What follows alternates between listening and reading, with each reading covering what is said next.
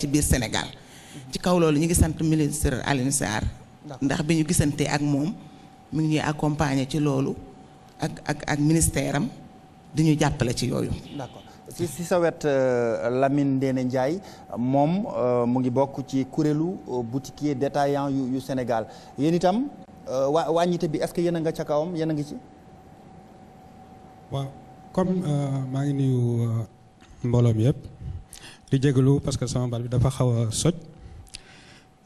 wàññi bi ñu homologué prix homologué gouvernement bi homologué ci au niveau des détaillants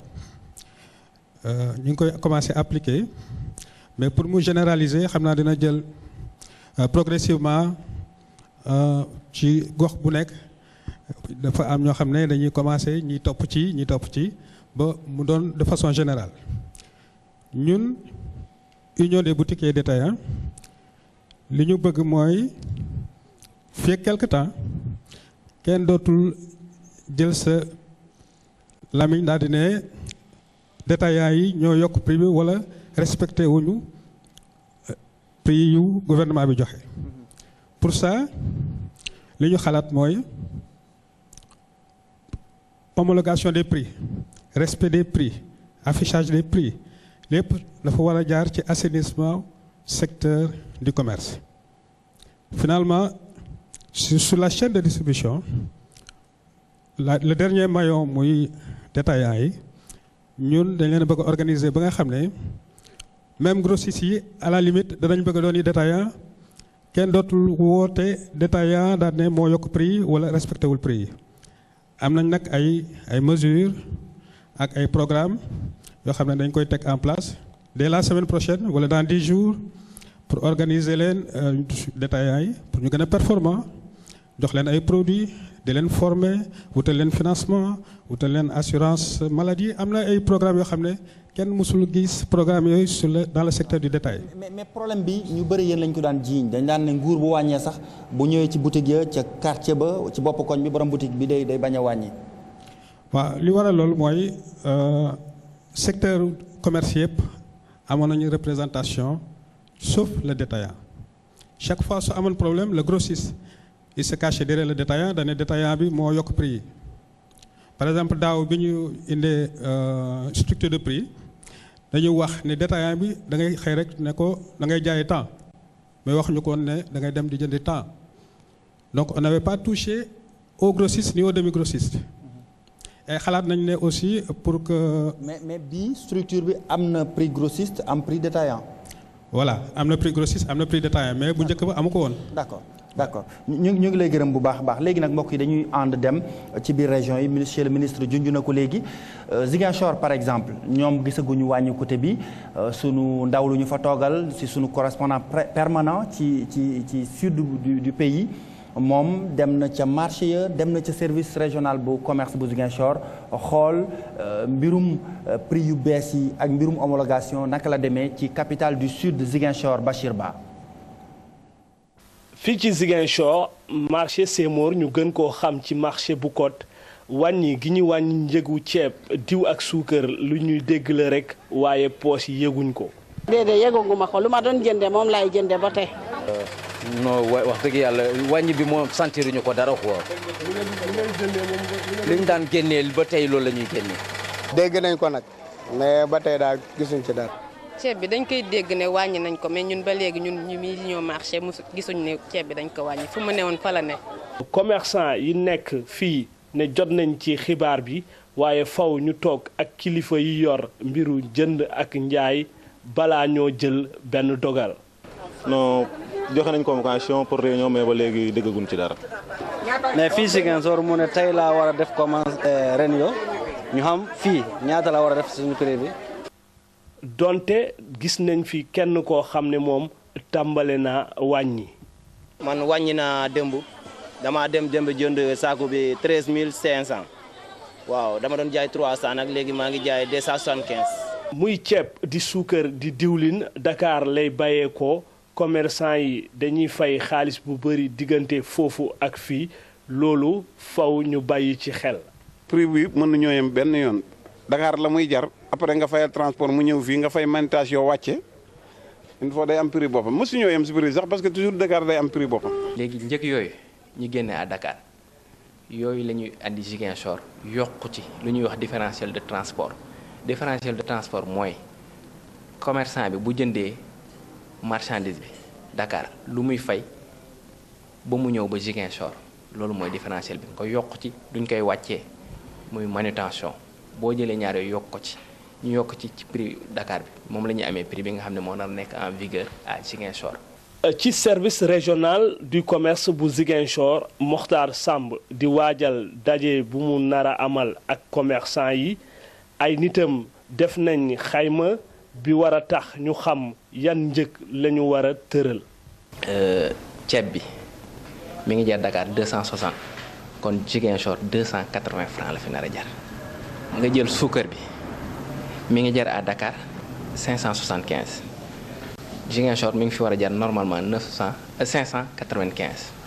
waaye pour problème mu weccutu dërëm bi xam nga dërëm dafa jafe am léegi ci marché bi moo tax ñu koy jaayee 600 nga jël diwlin bi mi ngi jar à Dakar 900 francs boo ci yokkee 20 francs mu jox la 920 francs le litre à Ziguinchor nga jël dosette bi mi ngi jar à Dakar 290 francs nga yokk ci comme que dosette bi matul litre walaat la ñu yokk ci ñaar dërëm muy 300 francs. donte am na ñu wax ne stock marchandise yi des na kilifa yu yor commerce bi fii nee nañ loolu du ci dara. ndax li ma jëndee su ma ko naree wàññi kon damay perte. ci relevé yu mujjee def gisoon nañ ne stock yi wàññeeku woon nañ bu baax parce que commerçant yi ñoom amoon nañ ay écho ay yëgoon nañ ne que ne njëkk yi day wàcc léegi stock yi amu ci daal influence bu bari bu mu mën a am impact bi daal c'est vraiment à relativiser. circulaire dina génn gannaaw bu ministre bi wonee ànd bu mu ànd ak ndogal bi war a génn ci réunion bi fi war a am. mbooleem gox ak goxaat yi dinañ jot ci boobu circulaire alxamis bépp borom boutique bu doxalul yooyu tëralin mën naa am ay gàllankoor digganteem ak yoon. Bachir Ba Ndéné Ndiaye sunu ndaw yi ñu toogal ci diwaanu Ziguinchor monsieur le ministre lu tax mënuñu woon def de sorte que bis bu ñu wàññee Ndakaaru bis boobu la Sénégal yeneen diwaan yëpp bu ci mel ni Ziguinchor par exemple di yëg wàññite ko bi. waaw xam nga Sénégal ni mu tëdd la maanaam lépp li gouvernement bi daf ko teg ci yoon maanaam wàññi njëg ci région gouverneur moo war a woo commerçant yi woo ñëpp ñoo xam ne ñuy jëngati comme ni ma ko def au niveau national gouverneur dañu koy def au niveau de chaque région moom la ñu tuddee les conseils régional de la consommation diggante ajjuma ak suba le gouverneur région Sénégal yëpp war a daje pour fixer prix yi fi mu nekk ni may wax yéen démb la Ziguinchor def seen réunion Tamba def na réunion ajjuma te tey jii may wax yéen normalement Saint-Louis Thiès ak ñëpp def nañu seen ay ndaje ci réunion yooyu ñoom la ñuy def maintenant arrêté au niveau local pour fixer les prix donc loolu il faut que ñu xam ne noonu la mën ndax gouvernement mënul tëb rek fixer ay prix au niveau national un peu partout donc il faut nécessairement que ñu jaar ci yoon boobu te moo waral donc li nekk loo xam ne dans les régions te gis nañu ne même à Tambacounda commencé nañu ko doxal ndax jot naa information tey suba gis naa ne waa Tamba commencé nañu appliquer prix bees yi bien sûr buñ ci dollee li jëm ci wàllu transport bi. Ziguinchor chef de service régional commerce bu fa nekk bi dem na sax ba junj ay prix yoo xam ne nañ ko appliquer mu am ay différence est-ce que tey xeex ngeen ba mu bañ a nekk maximum ci wàllu njëgu Dakar ak njëgu Ziguinchor. waaw ndax xam nga am na xam nga Sénégal du léegi lay tàmbale homologation xam nga def nañu ko ci farine te bu ko yàlla dogalee ci ay fan yi di ñëw dañ fexe ba mu gën a wàññeeku également au niveau des régions mais donc loolu nekk na loo xam ne aussi lu ñu maîtriser la maanaam xam nañu camion bu jógee Dakar ba dem Ziguinchor ñaata la donc loolu nekk lu bees loo xam ne donc vraiment régions yi am nañu compétence mag a mag pour taxawal prix moo tax côté googu dañ leen kaa bàyyi bu gouverneur paree maintenant réunion bi daf may envoyer le rapport fii ak semaine prochaine day dinañ def ay communication ci biir RTS ak ci biir journaux Sénégal yëpp pour xamal maintenant Sénégal fépp ci Sénégal ñetti produits ma wax maanaam ceeb suukar ak dawlin ñaata la fay jar donc loolu incha allah semaine prochaine dinañ ko jot. d'accord monsieur Sané monsieur le ministre xaw na ko junj léegi mbirum prix yi maanaam Dakar mu jar fi lii région mu jar fa lële loolu lu normal la ci wàllu koom. oui yaakaar naa ko parce que je crois que comme Dakar déjà moo nekk port donc marchandise buy dox biir Dakar région Dakar du supporter transport bu bëri. Ziguinchor par exemple. par contre soo xoolee Ziguinchor quand même. Commerçant bu jëlee ceebam fii war ko yóbbu Ziguinchor war na dugal transport comme importateur bi nu muy dugalee transport su jëlee marchandise bitim réew. parce que kooku je crois normal na que marchandise bu ñuy jaay Ziguinchor mu xaw a gën a. d'accord marge yi aussi waruñu mën a. waaw marge yi aussi kooku je crois gouvernement bi am na moyen. ay renseignements yoo xam ne dina ko permettre mu xam transport bi par exemple entre Dakar Ziguinchor ñaata lay revenir entre Dakar Tamba ñaata lay revenir pour maintenant comme nu ko ministre bi waxee. fixer mesure yoo xam ne moom mooy gën a méngoo ak volonté gouvernement bi nu mu ko bëggee et kooku donc conseil régional moo koy mën a jël daal. d'accord UNACOIS Dakar di jaaye lii Ziguinchor di jaaye lale lu yenu maanaa la. waaw yenu na maanaa ci jamono ji ñu nekk nii dafa ma bëggoon ñu gën a dellu si tuuti xam nga ñu bari dañu ñaxtu ci wàllu stock bu ñu yore. wàllu ñaxtu boobu boo gisee si bi may tàmbali wax dama ne la. ñaari yëf kenn da ko dul defal nit